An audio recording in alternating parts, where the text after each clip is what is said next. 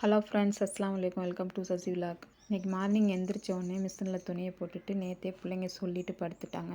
இன்றைக்கி தோசைக்கு தேங்காய் பால் தான் வேணும் அப்படின்னு சொல்லிட்டு ஒரு தேங்காய் எடுத்து உடச்சி தேங்காய் பால் புழிஞ்சிட்டு தோசை ஊற்றி எல்லாத்துக்கும் சாப்பாடும் கொடுத்துட்டு நானும் சாப்பிட்டுட்டு இன்றைக்கி கொஞ்சம் வெளியில் ஒர்க் இருந்துச்சுன்னு சொல்லிட்டு ஃபாஸ்ட்டாக வேலை பார்த்தேன்.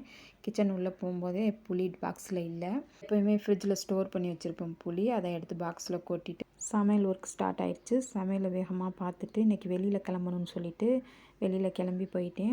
ஒர்க்கை முடிச்சுட்டு திரும்ப வர்ற வழியில் பழம் விற்றுச்சுன்னு சொல்லிட்டு பழம் வாங்கலான்னு சாத்துக்குடியும் மாதுளம்பழமும் அதை வாங்கிட்டு அப்படியே வீட்டுக்கு வந்தாச்சு. வந்துட்டு கொஞ்சம் நேரம் அப்படியே ரிலாக்ஸாக உட்காந்து வந்துட்டு தொழுக வந்தாச்சு. தொழுதுட்டு அப்புறம் வாங்கின பழம் கவரோடு இருந்துச்சு, அதை கொட்டி வச்சிடலாம் அப்படின்னு சொல்லிட்டு கொட்டி வச்சுட்டு லஞ்சு சாப்பிட வந்தாச்சு. இன்றைக்கி லஞ்சு வந்து ஒயிட் ரைஸ், ரசம், கத்திரிக்காய் கூட்டு, துவரம்பருப்பு துவையல்.